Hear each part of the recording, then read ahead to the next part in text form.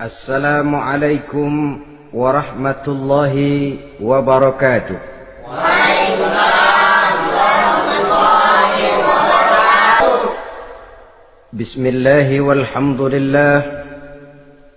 Wassalatu wassalamu ala sayyidina Rasulillah wa ala alihi wa sahbihi wa mawalah. La hawla wa la quwwata illa billah, amma ba'du. Saudara-saudara kaum muslimin yang berbahagia, di dalam kehidupan ini kita senantiasa mengambil iktibar, contoh dan teladan dari orang-orang sebelum kita. Itu sebabnya kepada baginda Nabi kita Muhammad sallallahu alaihi wasallam Allah Subhanahu wa taala menjelaskan cerita para nabi sebelum beliau dalam ayat "Tsumma naqussu 'alaika min amba'ir rusuli ma nusabbitu bihi fu'adak." Demikianlah kami ceritakan kepadamu wahai Muhammad sebagian dari kisah para rasul-rasul sebelum kamu yang dengan itu akan memperkuat hatimu, meneguhkan keyakinanmu dan memantapkan pendirianmu. Inilah manfaatnya belajar dari sejarah. Jadi jangankan kita, baginda Nabi sendiri pun oleh Allah Subhanahu wa taala diceritakan sejarah para nabi sebelum beliau yang dimusuhi oleh umatnya, yang dicaci maki oleh kaumnya, yang terusir dari kampung halamannya, bahkan sampai ada yang terbunuh oleh umatnya. Itu seluruhnya merupakan iktibar manusabbitu bihi fu'adak, untuk memantapkan langkahmu, meneguhkan keyakinanmu dan menguatkan pendirianmu menghadapi perjuangan ini. Sehubungan dengan itu, pada pertemuan kali ini Al-Fakir ingin menyampaikan satu cuplikan kecil dari kehidupan seorang sahabat utama baginda Nabi, yaitu Sayyidina Umar ibn al-Khattab radhiyallahu an. Beliau adalah Umar bin Khattab bin Nufail bin Abdul Uzza dari suku Quraisy golongan Bani Adi. Perawakannya tinggi, kekar dan gagah, melambangkan sifatnya yang pemberani, tegas, dan tidak pernah kenal takut kepada siapapun. Sebelum mendapat hidayah, Umar bin Khattab termasuk orang yang berdiri di barisan orang-orang yang memusuhi umat Islam. Ia terperangkap dalam tradisi jahiliyah, di mana gemar berperang dan bermabuk-mabukan juga merupakan hal-hal yang pernah dilaksanakan dalam kehidupannya sebelum beliau masuk ke dalam agama Islam. Oleh karena itu, dalam kehidupan beragama, hidayah merupakan sesuatu yang penting. Bagaimanapun banyaknya dosa dan kesalahan yang telah dilakukan oleh seseorang, tidak seharusnya menyebabkan ia putus asa dari rahmah Allah. Sebaliknya, bagaimanapun banyak kebajikan dan kebaikan yang sudah dikerjakannya, tidak perlu membuat dia besar hati, puas, bangga, apalagi menjadi lalai karenanya. Sebab kita belum tahu akan bagaimana ujung perjalanan dari kehidupan kita ini. Saudara-saudara, kisahnya pun masuk Islam merupakan peristiwa yang menarik. Pada satu hari, dengan pedang terhunus, Umar bin Khattab menuju Darul Arqam, tempat di mana baginda Nabi biasa berkumpul dengan para sahabat. Melihat mukanya yang beringas, matanya yang nanar, orang sudah menyangka dan mengerti ini tentu akan terjadi pembunuhan. Dalam perjalanan menuju Darul Arqam, Umar bertemu dengan Nuaim bin Abdullah. Nuaim bertanya, "Ya Umar, mau kemana ente?" "Mau membunuh itu, si murtad itu," kata. "Si murtad yang mana?" Yang mana lagi? Itu yang memecah belah kita, yang menghina berhala-berhala kita, yang menjelek-jelekkan nenek moyang dan keturunan kita. Siapa lagi kalau bukan Muhammad? Kata Nuaim Umar, enggak salah. Tidak salah lagi. Salah Umar. Salah kenapa? Apa kamu enggak malu? Kamu mau pergi membunuh Muhammad, sementara adikmu sendiri Fatimah, dia sudah termasuk salah seorang pengikut Muhammad. Mendengar ini, muka yang memang tadinya sudah marah dan merah, tambah jadi kelabu. Bukan main mangkelnya Umar bin Khattab. Orang lain dia musuhi, orang lain dia kejar-kejar. Ini malah adiknya sendiri menjadi pengikut dari baginda Nabi. Tidak jadi menuju Darul Arqam, dia berangkat ke rumah adiknya Fatimah. Adapun di rumah Fatimah sedang berkumpul Fatimah, suaminya Sa'id bin Zaid, dan seorang sahabat Habbab ibnul Arad. Mereka sedang membaca Quran. Waktu itu Quran belum lagi dijilid macam sekarang, jadi masih merupakan suhuf atau lembaran-lembaran tercecer saja. Ketuk pintu, ya tentu tidak assalamualaikum karena dia belum Islam. Tok tok tok. Siapa di luar? Umar. Mendengar suaranya saja, ini sahabat yang namanya Habbab ibnul Arad sudah lari ke belakang pintu.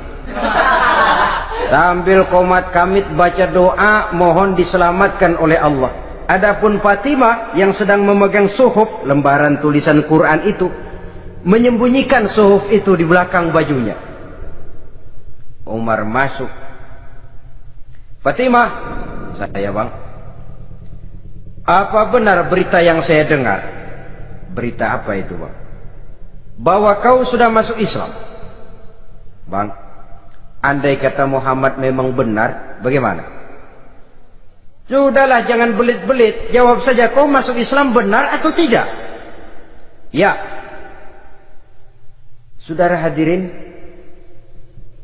begitu dikatakan iya, tangannya langsung melayang, menampar muka adiknya ini, sehingga mengalir darah dari hidungnya. Suaminya Sa'id bin Zaid yang mencoba melindungi istrinya, dipegang lehernya, dibanting, diduduki dadanya. Oh, ini jawara ini.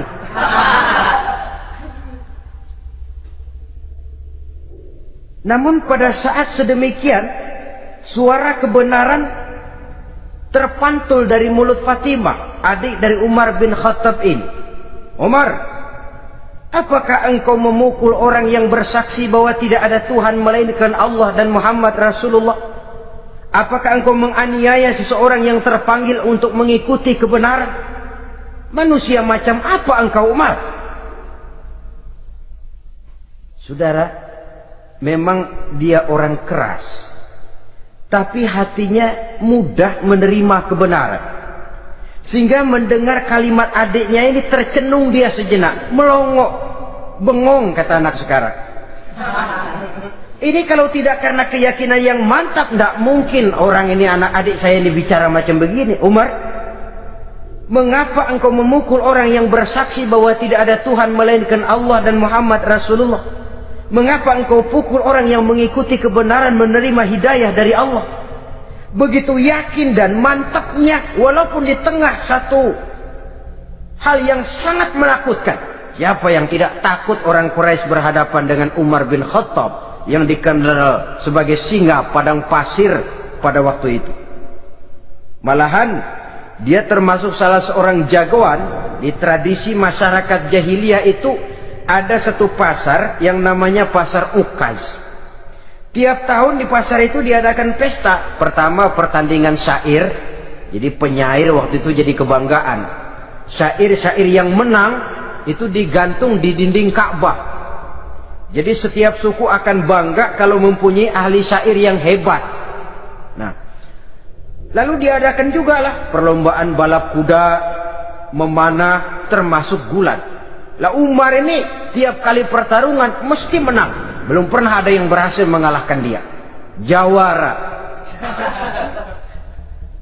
Saudara-saudara, mendengar adiknya begitu mantap hatinya, apalagi ketika adiknya berkata begitu, suhuf, lembaran yang disembunyikan di belakang bajunya tersembul. Apa yang kau sembunyikan di balik bajumu itu? Suhuf. Apa suhuf itu? Lembaran Al-Quran. Coba saya lihat. Enggak boleh. Kenapa? Kamu kotor. Orang kotor tidak boleh megang Quran. Saya mau lihat. Enggak boleh. Kalau kamu mau lihat, mandi dulu. Diturutinya permintaan adiknya itu. Lalu diambilnya suhuf tadi. Dia baca. Kebetulan ayat yang dibacanya ayat pertama dari surah Toha yang berlanjut dengan ayat 14 pada surah yang sama. Dia baca, Bismillahirrahmanirrahim. Toha ma anzalna ilaikal Qur'ana litashqa illa tazkiratan liman yakhsha. Toha, tidaklah aku turunkan Al-Quran ini untuk bikin sukar manusia, melainkan merupakan pengingat bagi orang-orang yang takut kepada Allah. Lalu pada ayat ke-14, Innani anallahu la ilaha illa ana fa'budni. Sesungguhnya akulah Allah, tidak ada Tuhan melainkan aku, maka hendaknya hanya kepadakulah kamu menyembah. Wa aqimis sholata li dzikri, dirikanlah salat untuk mengingat aku. Innas sa'ata atiyatun akadu ukhfiha litujza kullu nafsin ma tas'a. Sesungguhnya kiamat itu pasti akan datang, yang sengaja waktunya kami tidak beritahukan kepada kamu semua, untuk kami balas segala setiap orang tentang apa saja yang telah mereka lakukan dalam kehidupan di dunia ini. Setelah membaca ayat ini, gemetar tangannya. Ah, ini sih nggak main-main ini.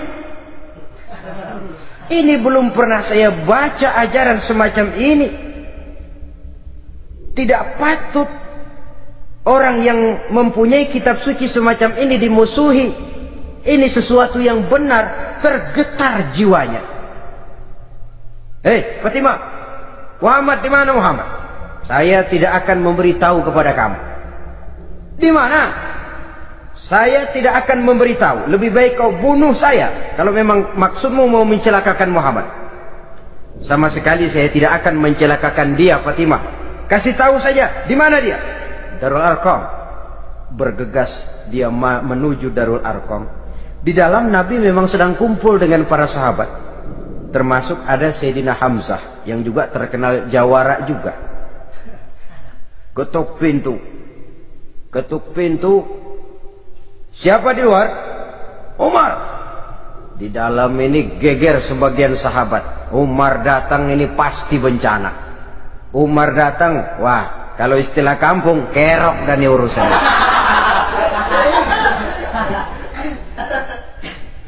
Tapi baginda Nabi menenangkan mereka. Tenang, mudah-mudahan ada hikmahnya. Sayyidina Hamzah tampil, bukakan dia pintu. Kalau niatnya baik, kita terima. Kalau niatnya tidak baik, saya paling depan. Dibukakan pintu. Begitu dibukakan pintu, Umar masuk merangkul baginda Nabi. Kemudian dengan tersendat, Ashhadu an la ilaha illallah wa ashhadu annaka ya Muhammad Rasulullah. Saya bersaksi tidak ada Tuhan melainkan Allah, dan saya bersaksi bahwa engkau hai Muhammad adalah utusan Allah. Sahabat takbir semua, Allahu Akbar, Allahu Akbar. Kegembiraan meliputi suasana ketika itu. Kenapa? Karena sebelumnya dikala Umar belum masuk Islam, dia merupakan ganjalan yang paling dikhawatirkan oleh umat Islam. Setelah dia masuk Islam, jelas merupakan satu keuntungan yang sangat besar. Dan dia tertarik kepada Islam bukan karena bujuk rayu orang, tidak karena diberikan harta, tidak karena diiming-iming oleh kedudukan tinggi, Tapi karena kebenaran, hidayah menembus hatinya melalui wasilah ayat dalam surah Thaha yang dibacanya melalui suhuf yang dipegang oleh adiknya tadi. Sejak saat itu berubah 180 derajat Umar bin Khattab radhiyallahu anhu. Tetapi tetap dengan sifatnya keras, tegas, dan tidak pernah kenal takut kepada siapapun. Cuma kalau sebelum Islam dia kerasnya kepada Islam, setelah dia masuk Islam muter arah kepada siapapun yang memusuhi Islam, dia bersikap keras, tegas, dan tidak pernah kenal takut. Bahkan setelah beliau masuk Islam, satu hari ketika di Darul Arqam kumpul-kumpul, waktu itu Nabi belum berdakwah secara terbuka karena pengikut masih sedikit. Sayyidina Umar usul, "Ya Rasul, ada apa Umar? Alasna 'alal haq fi mamatina wa mahyana?" Ya Rasul, bukankah kita ini berdiri di atas sesuatu yang benar? Bukankah mati kita, hidup kita untuk melaksanakan sesuatu yang benar? Bala ya Umar, betul Umar. Wallazi nafsi biyadih, innakum la'alal haq in muttum wa in hiyitum. Demi Allah Umar, kata Nabi, sesungguhnya kamu dan kita semua berdiri di atas kebenaran, hidup ataupun mati. Setelah mendapat jawaban begini, Umar masuk kepada tujuan pembicaraannya. Izan ya Rasul, fafimal ikhtifar. Kalau memang begitu ya Rasul, kalau memang kita yakin kita berdiri di atas kebenaran, kita hidup karena kebenaran, kita mati pun memperjuangkan kebenaran, fafimal ikhtifar. Kenapa mesti ngumpet-ngumpet? Kenapa harus sembunyi-sembunyi? Wallazi ba'asaka bil haq, demi Allah ya Rasul, la takhrujanna wa la nakhrujanna ma'ak. Tuhan harus keluar menyampaikan Islam ini secara terbuka, dan kami akan mendampingi Tuhan dengan segenap jiwa dan raga. Sekali masuk Islam gak tanggung-tanggung. Yang kayak begini ini yang kita perlukan sekarang ini. Begitu masuk Islam gak tanggung seluruhnya, jiwa dan raganya masuk Islam. Beliau yang pertama kali mengajukan ide, kenapa harus dakwah sembunyi ya Rasul? Wong kita berdiri di atas kebenaran, memperjuangkan sesuatu yang hak. Kalau kita mati, kita pun mati membela kebenaran. Kenapa mesti fafimal ikhtifa? Kenapa harus sembunyi-sembunyi? Mulai sekarang mari keluar ya Rasul, saya akan dampingi Tuhan, nyawa taruhannya. Saudara hadirin yang saya hormati, selalu dia tempat-tempat yang pernah dia melaksanakan maksiat sebelum dia Islam, selalu dia kunjungi sampai dia berkata, tidak ada tempat yang pernah saya melakukan kesalahan sebelum saya Islam yang harus saya tutupi dengan kebajikan setelah saya Islam sekarang ini. Bahkan ada satu riwayat menjelaskan beliau itu yang tinggi badannya, kekar perawakannya, gemetar orang ngadepin dia. Tapi beliau sendiri sangat mudah gemetar kalau sudah mendengar ayat-ayat Allah. Sehingga ada satu riwayat menjelaskan Sayyidina Umar itu setelah masuk Islam, kalau sholat kadang-kadang bila menoleh ke kanan beliau senyum, bila menoleh ke kiri beliau menangis berurai air mata. Ada orang bertanya, ya Umar, kenapa menengok ke kanan kau senyum, ke kiri kau menangis? Itulah kalau saya ingat jahilnya saya sebelum Islam. Adapun bila saya menoleh ke arah sebelah kanan saya tersenyum, teringat betapa dulu saya membuat berhala dari korma. Saya tumpuk-tumpuk, saya susun begitu.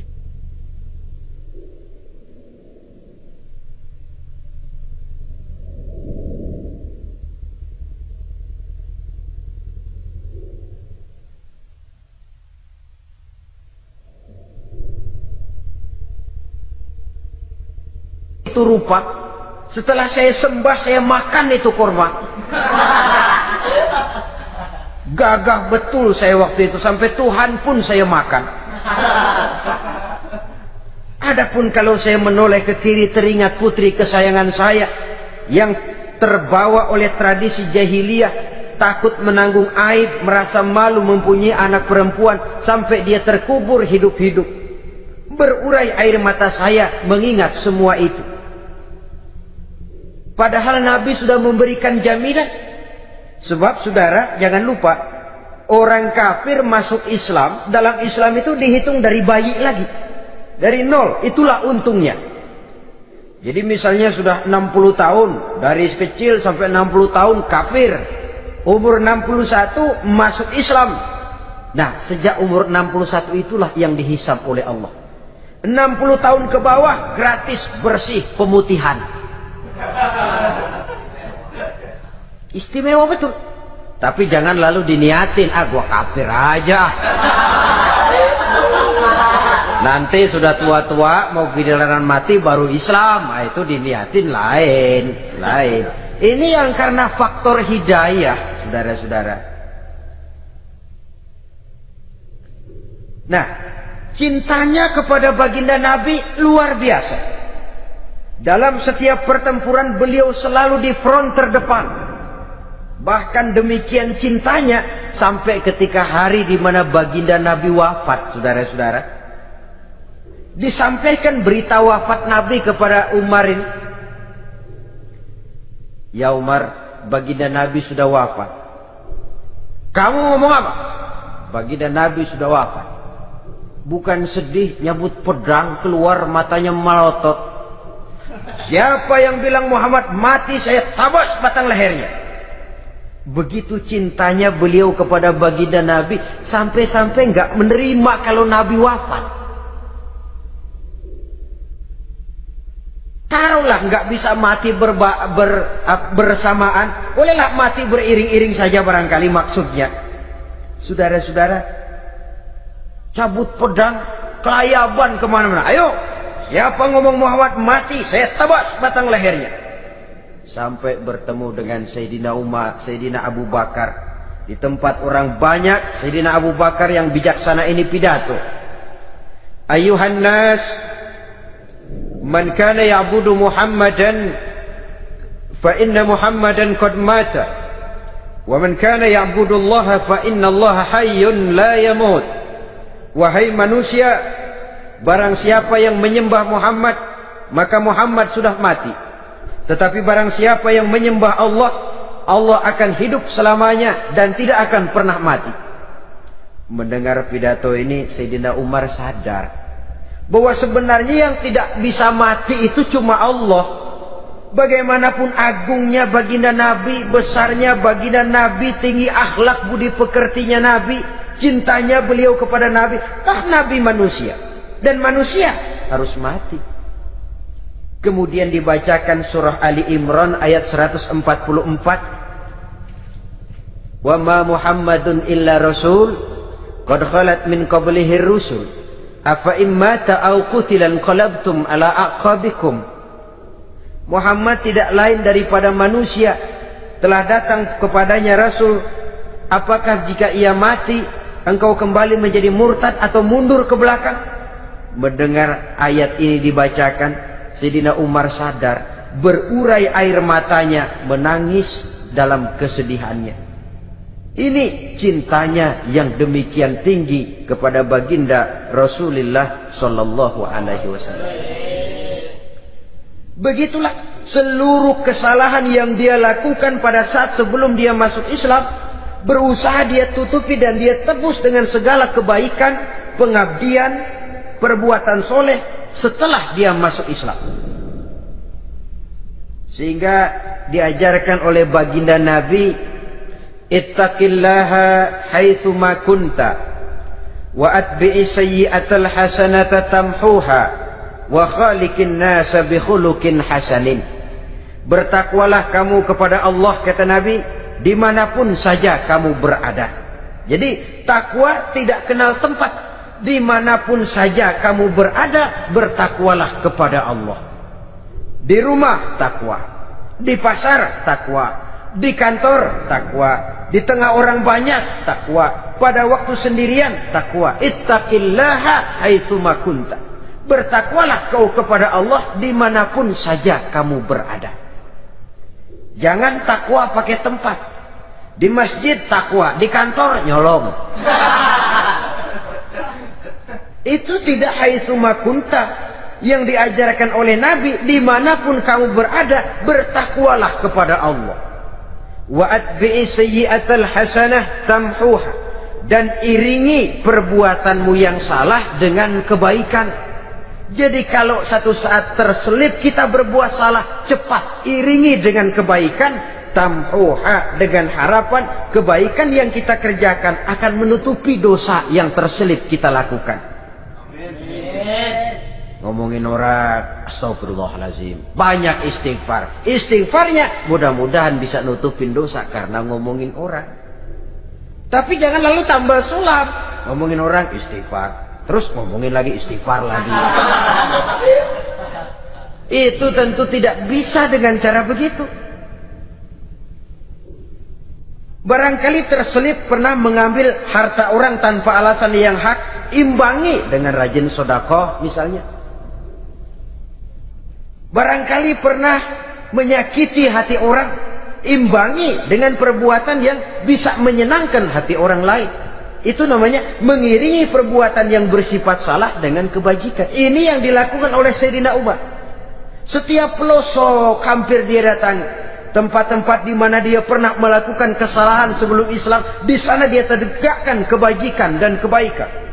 Kegagahannya, keperkasaannya, keberaniannya sepenuhnya bulat-bulat sudah diwakafkan untuk kepentingan Islam. Saudara hadirin yang saya hormati, diperlukan orang-orang yang punya keberanian macam Sayyidina Umar. Berani karena panggilan hidayah, bukan berani babi.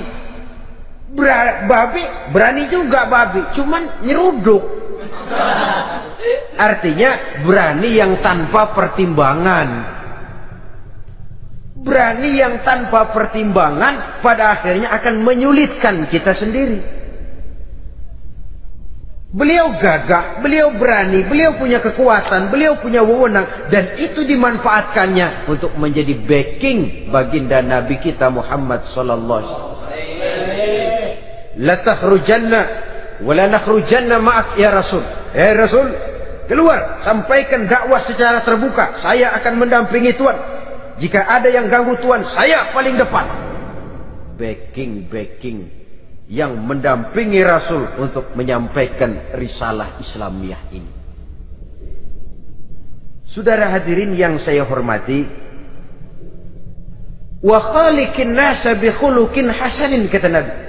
Dan pergaulilah manusia dengan akhlak yang baik, karena dengan ini kau bisa mengambil hati orang. Dalam hadis lain katakan, innakum la tas'una an-nasa bi amwalikum walakin yas'uhum minkum bastul wajhi wa husnul khuluq. Kamu tidak akan bisa menyenangkan orang banyak dengan hartamu, tapi kamu bisa ambil hati mereka dengan budi pekerti yang luhur dan muka yang manis. Dengan harta belum tentu kita bisa menyenangkan semua orang, tapi budi pekerti yang luhur, muka yang manis, itu yang akan bisa membuat kau menyenangkan orang banyak.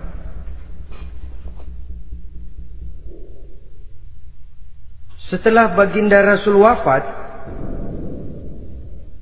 pernah ketika berkumpul, Sayyidina Abu Bakar berkata kepada Sayyidina Umar, "Ya Umar, saya baiat kamu untuk menjadi khalifah." Jawab beliau, "Sayalah yang akan membaiat Tuan. Tapi Anda lebih utama dari saya Umar. Keutamaan saya akan saya berikan kepada Tuan untuk mendukung kekhalifahan Tuan." Di sini kelihatan wataknya yang tidak ambisius. Gagah, berani, perkasa, tapi tahu diri. Enggak nyelonong. Tidak menggunakan kekuasaannya, kegagahannya untuk maksud yang sewenang-wenang. Oleh karena itu setelah Sayyidina Abu Bakar wafat, beliau dilantik menjadi khalifah, keluarlah pidatonya yang terkenal.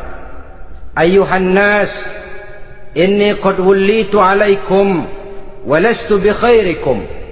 Hai manusia, aku telah dipilih menjadi pemimpin kamu, padahal aku bukanlah orang yang terbaik di antara kamu. Kalau tidaklah karena aku melihat keutamaan, keteguhan yang dapat melindungi kalian, berat rasanya aku memikul amanah ini. Sebab apa? Alangkah beratnya menunggu datangnya perhitungan di akhirat nanti terhadap Umar. Ini yang jadi motifnya memegang jabatan khalifah. Sungguh berat bagi Umar menunggu datangnya saat perhitungan, sehingga seolah-olah kalau bisalah jadi Umar bin Khattab saja, jangan jadi khalifah kalau bisa. Tapi moya umat sudah kadang memilih. Sehingga benar kalau dalam satu hadis Nabi pernah mengajarkan jangan memberikan satu jabatan kepada orang yang memintanya. Sebab orang kalau sudah minta jabatan, apalagi pakai jilat-jilat, pakai upeti-upeti, tentu ada tendensinya. Ada batu di balik udang. Kalau udang di balik batu kan mungkin nggak kelihatan, tapi kalau batu di balik udang kelihatan betul itu. Ada maunya, ambisinya. Jangan memberikan satu jabatan kepada orang yang memintanya. Seakan di batinnya Sayyidina Umar menyesali, kenapa Umar nggak jadi Umar saja, kok mau jadi khalifah gitu. Alangkah berat perhitungan buat saya di akhirat nanti. Nah, setelah jadi khalifah, sebagai satu i'tibar, saya akan mencoba mengemukakan beberapa sifatnya yang menonjol untuk pelajaran buat kita semua. Pertama, sikapnya terhadap keluarganya setelah beliau menjadi khalifah. Kedudukan sebagai keluarga Umar bin Khattab bukan merupakan kedudukan istimewa. Itu ditanamkan betul kepada keluarganya. Jangan karena bapakmu khalifah, lalu mentang-mentang anak khalifah kau merasa dapat fasilitas, merasa bisa berbuat semau-maumu. Kau harus punya tanggung jawab dan beban moral, memberikan contoh yang lebih baik kepada rakyat. Ini yang ditekankan kepada keluarganya. Kalau beliau mau mengeluarkan undang-undang, undang-undang itu lebih dahulu dibicarakan di tengah keluarganya, kumpul anak-anaknya. Ini akan ada undang-undang begini. Siapa di antara kalian mau mentaati, persilakan. Yang tidak pun persilakan. Tapi saya ingatkan, kalau ada dari keluarga Umar yang melanggar peraturan yang saya keluarkan ini, saya akan menghukumnya 2 kali lipat karena dia keluarga saya. Menghukumnya 2 kali lipat karena dia keluarga saya. Jadi bukan mentang-mentang anak babe lalu kebal hukum. Tidak. Siapa yang diantara kalian melanggar peraturan ini, akan aku kenakan hukuman 2 kali lipat karena dia keluargaku. Nah, saudara hadirin yang saya hormati, lalu berwibawa, dijaga betul keluarganya. Suatu hari beliau datang ke rumah putranya Abdullah bin Umar. Ketika masuk dilihatnya Abdullah bin Umar sedang makan daging. Makan daging. Merah muka Umar. Mentang-mentang anak khalifah ya, mentang-mentang anak Amirul Mukminin ya, kamu makan daging. Lihat tuh rakyat kita masih banyak yang kelaparan, makan daging, makan roti keras. Padahal itu halal, sesuatu yang diperoleh dengan usahanya sendiri. Tetapi begitu hati-hatinya Umar untuk menjaga pandangan orang. Keluarga khalifah merupakan beban moral sebab akan dijadikan contoh oleh rakyatnya. Mentang-mentang anak khalifah ya makan daging. Lihat tuh rakyat, roti keras digarotin. Lain saat beliau pergi ke satu pasar. Di situ dilihat ada sapi gemuk-gemuk. Tempat lain sapinya kurus-kurus. Tanya, ini yang gemuk-gemuk sapi siapa? Sapi Abdullah bin Umar. Sapi anaknya. Panggil Abdullah bin Umar, suruh sini. Datang anaknya. Abdullah bin Umar, bagaimana ceritanya sampai ini? Begini Bapak. Dahulu itu dengan uang saya beli sapi kurus-kurus. Lalu saya rawat. Saya berikan upah orang untuk merawat sapi-sapi itu. Sampai sekarang dia menjadi gemuk. Akan saya jual dan keuntungannya tentu sesuatu yang halal. Subhanallah, kata Umar. Kau ini anak Amirul Mukminin. Jual sapimu. Ambil modalnya, untungnya, masukkan Baitul Mal untuk urus kepentingan orang Islam. Dia nggak mau anaknya terlibat bisnis, dompleng kekuasaan ayahnya. Karena mentang-mentang anak khalifah lalu segala macam bisnis lancar. Orang takut karena apa? Anak babe. Ada lagi.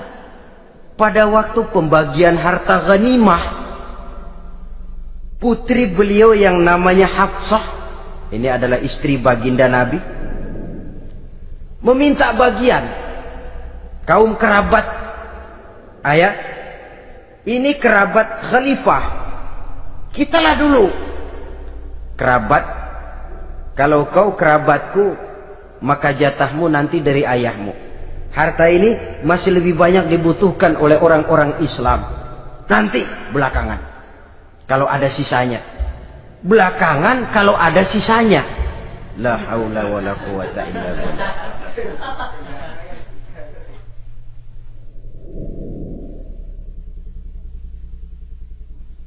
Saudara hadirin, itu terhadap keluarganya. Kemudian apa sifat-sifat yang menonjol dari kepemimpinannya? Pertama, kesederhanaannya. Beliaulah satu-satunya khalifah, Amirul Mukminin, setingkat presiden kalau sekarang, yang punya jubah cuma 2 dan 1 pun punya anaknya. Tambelan lagi. Pernah sholat Jumat terlambat. Beliau naik mimbar untuk khutbah, sebelumnya minta maaf dulu. Saudara-saudara, maaf saya terlambat nungguin baju kering. Seorang khalifah nungguin baju kering. Sederhana dalam kehidupannya. Mari kita ambil satu cerita lagi. Pada waktu beliau jadi khalifah, yang diangkat jadi gubernur di Mesir adalah Amr bin As. Amr bin As hidupnya lebih mirip kaisar. Istananya besar, pakaiannya bagus-bagus.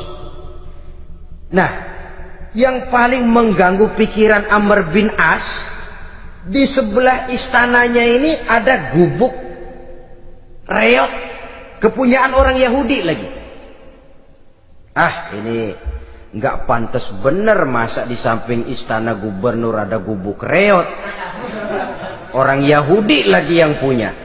Ini mesti, udah, bikin saja rencana, panggil dinas tata kota, bikin planning. Di sini mau dibangun masjid, proyek negara. Bikin gambarnya, susun anggarannya, tender.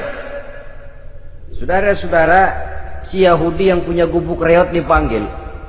Yahudi, ada apa, Pak? Kamu tahu nggak?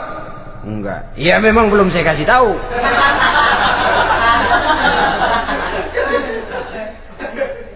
Ada apa, Pak? Itu kamu punya gubuk. Tahu? Kena proyek. Proyek apa, Pak? Kami mau bangun masjid besar di situ. Dan tidak sesuai ada gubuk reot di samping tempat gubernur. Jadi maksud Bapak, gubukmu, tanah-tanahnya mau saya bebaskan. Saya beli. Enggak mau, Pak, saya enggak mau jual. Saya bayar 2 kali lipat. Enggak mau. 3 kali lipat, 6 kali lipat juga enggak mau, Pak. Saya dari muda peres keringat banting tulang cuma segitu-gitunya, Pak, tempat saya tinggal. Gubuk reot sama tanahnya sedikit. Makmur saya, Pak, cuma rumah sama sumur.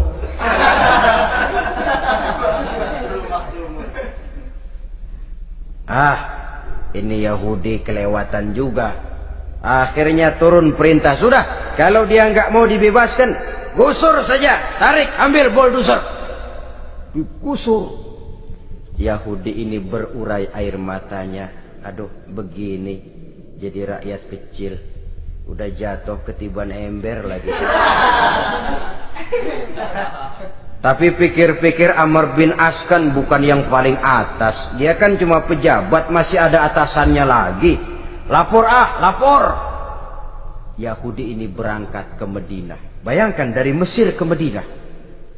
Jalan.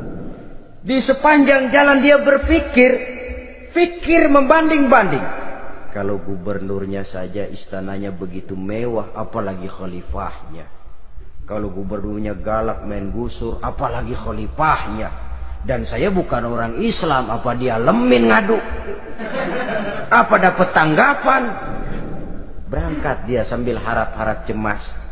Sampai di pintu kota Madinah, dia temui orang lagi tidur di bawah pohon korma. Selamat siang Pak. Ada apa? Pak. Apa? Mau lapor. Lapor apa? Bapak tahu Khalifah Umar bin Khattab? Tahu? Istananya di mana Pak? Istananya di atas lumpur. Di atas lumpur. Di atas lumpur. Pengawalnya banyak Pak. Banyak. Siapa Pak? Yatim piatu, janda-janda tua, orang-orang miskin, orang-orang lemah, itu pengawalnya. Pakaian kebesarannya apa sutra apa Pak?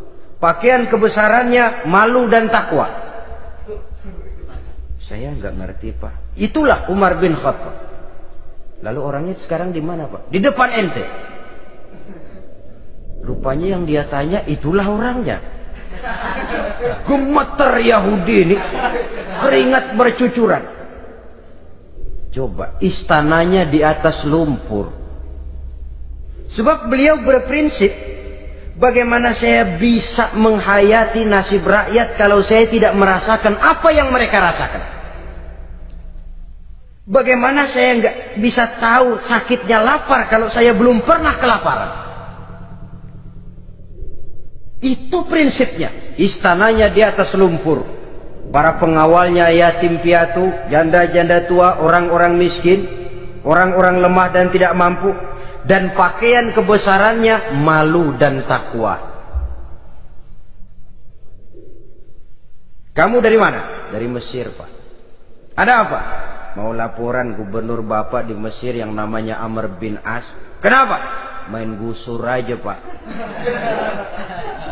Ceritanya, iya dia mau bangun masjid. Kebetulan di areal itu saya punya tanah sama gubuk segitu-gitunya. Saya nggak mau dibeli, digusur Pak. Saya mau mencari keadilan. Begini, kamu lihat tempat sampah itu. Lihat, di situ banyak tulang. Coba kamu ambil kemari satu, tulang unta, bawa sini. Bingung Yahudi. Pak, saya kemari mau cari keadilan. Kalau tulang mah di Mesir juga banyak Pak. Sudahlah, pokoknya kau ambil saja tulang itu. Dicoker-coker dapat dikasih. Tulang itu digaris lurus oleh Sayyidina Umar dengan ujung pedang. Red. Nah, nih, kau bawa kepada Amr bin As. Makin bingung itu Yahudi. Suruh bawa tulang cuman digaris. Nanti saya ngomong apa Pak? Sudahlah, kasih saja. Pulang dia. Sampai di Mesir. Tuan Gubernur, ada apa? Saya baru menghadap Khalifah. Kemudian beliau sampaikan ini, dikasih tulang.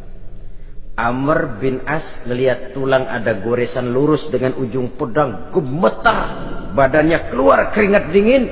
Panggil kepala proyek. Proyek batal. Masjid nggak jadi didiriin. Itu gubuk Yahudi diriin lagi. Ini Yahudi makin bengong. Ini gubernur dapat tulang doang segitu takutnya.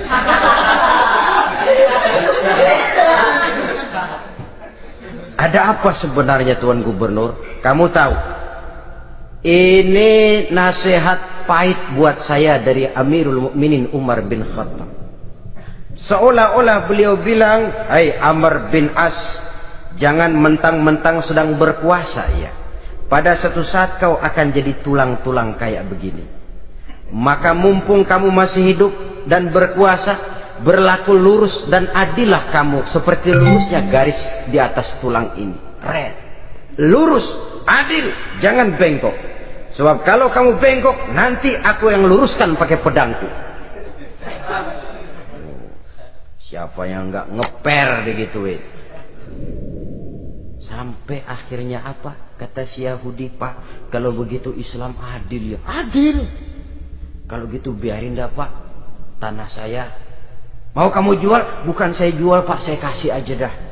Campur gubuk-gubuknya, ambil aja dah.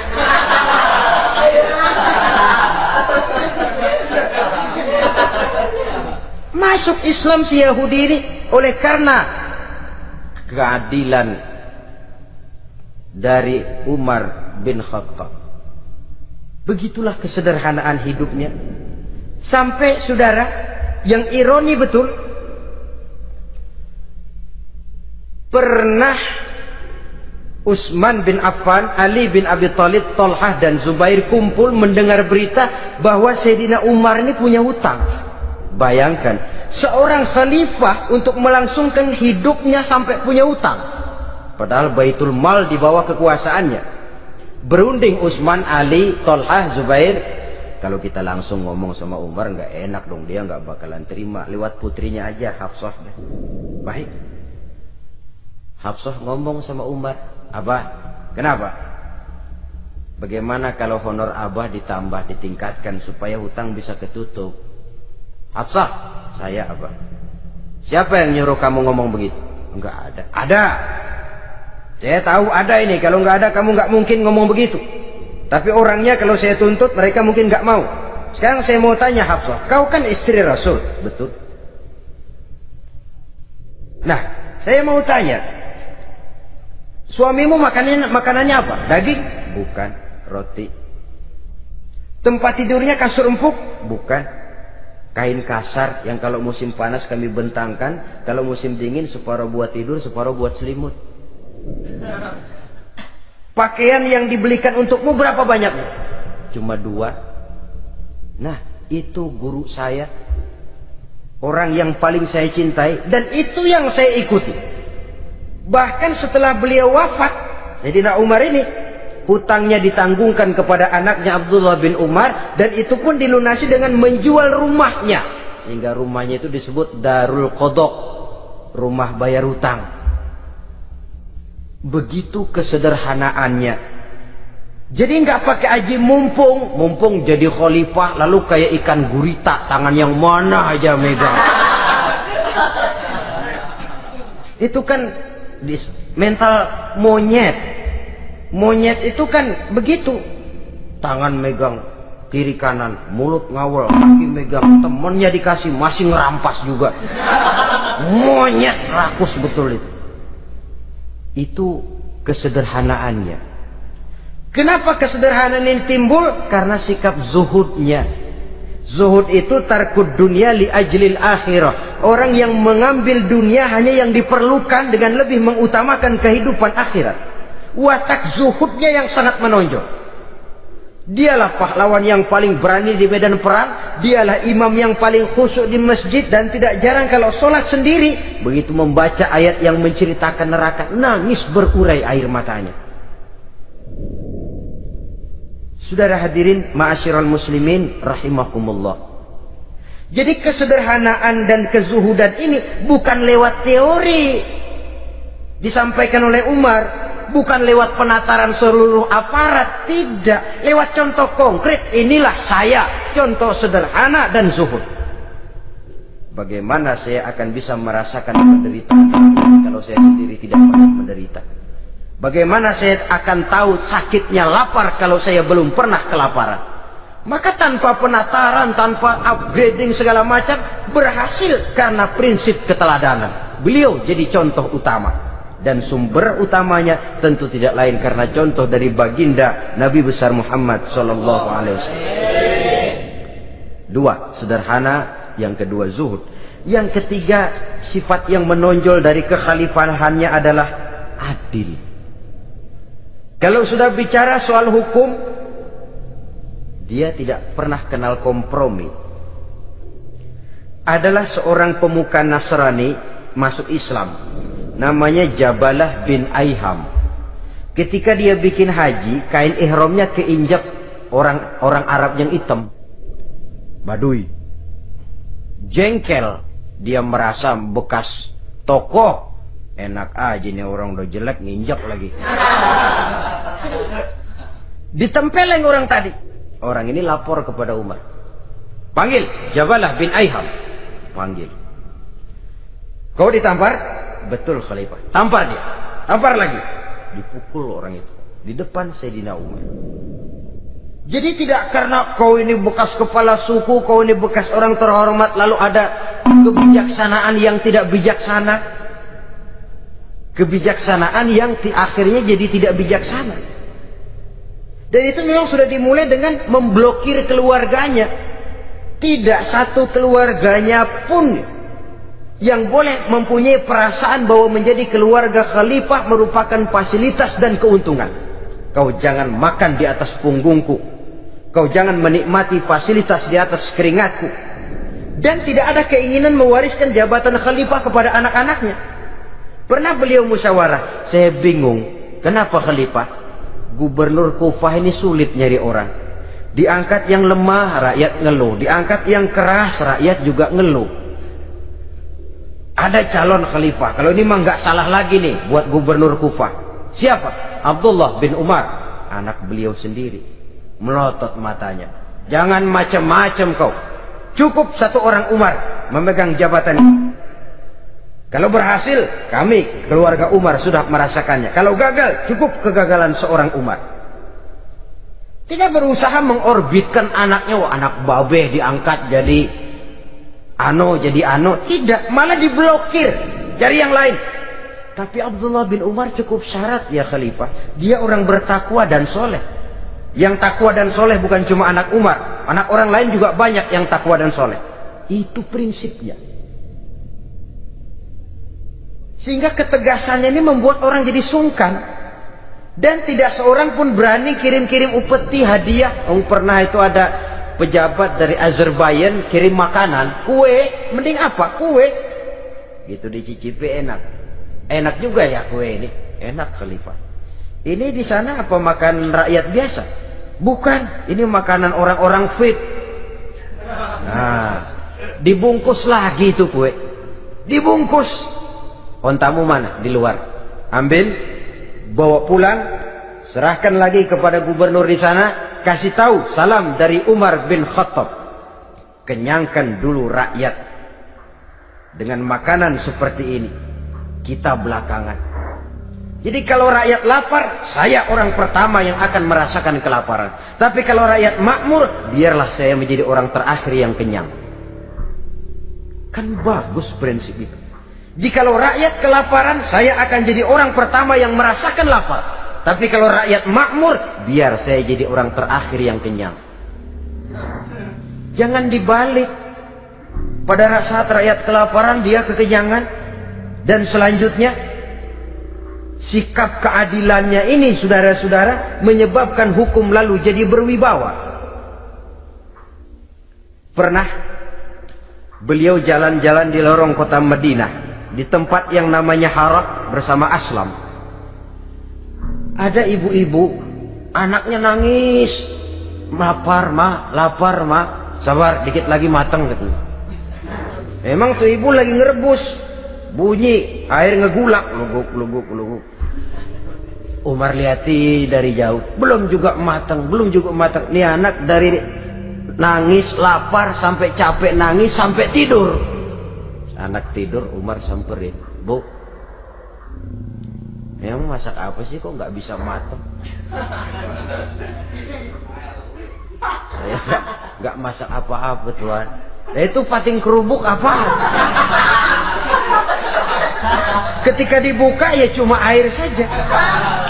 Subhanallah, ibu sudah ngebohongi anak ibu sendiri. Habis harus bagaimana tuan? Saya sudah nggak punya makanan untuk dimasak. Sementara perut nggak kenal kompromi. Jalan satu-satunya ya terpaksa anak saya bohongi. Saya bilang sebentar lagi matang sampai dia tidur sekarang ini. Memangnya Khalifah Umar gimana sih ngurusi rakyatnya? Subhanallah, dia orang zalim. Dia yang memegang urusan kami, tapi dia nggak tahu nasib saya. Anak kelaparan, keluarga terlantar. Oh begitu. Iya, zalim betul Umar bin Khattab itu. Kalau begitu ibu tunggu sebentar. Dia pulang bersama Aslam menuju Baitul Mal. Dia ambil tepung 1 karung, dipikul sendiri. Dipikul sendiri. Kata Aslam, ya Khalifah biar saya yang bawa. Jangan.